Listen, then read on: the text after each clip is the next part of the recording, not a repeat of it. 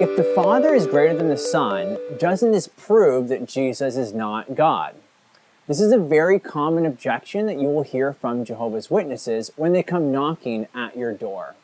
They will cite a verse like John 14:28, where Jesus says, "You have heard me say to you, I am going away, and I will come to you. If you loved me, you would have rejoiced because I am going to the Father, for the Father is greater than I." Here is an explicit admission from Jesus of an inequality between him and the Father.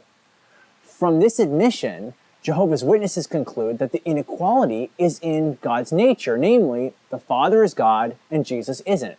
However, this assumes what needs to be proved. We need to ask, how is the Father greater than the Son? This passage can be understood another way that makes sense of the whole of Scripture. Jesus is saying that he is subordinate to the Father. That is to say, the Father is greater in office, not in his nature. Here's how I illustrate this with Jehovah's Witnesses. In biblical marriage, which the Jehovah's Witness agrees with, the husband and wife have different roles. Not only that, but the husband has a greater role than the wife. After all, he's the head of the family.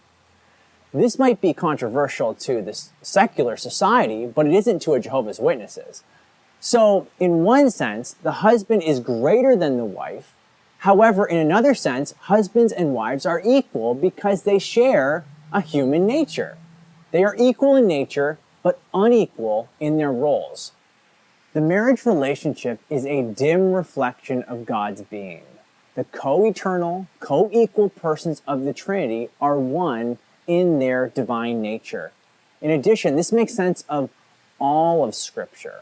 And so we can take verses like John 14:28, the Father is greater than I, and verses like John 1:1, in the beginning was the Word was with God, and the Word was God. A Trinitarian view can make sense of all of these verses taken together.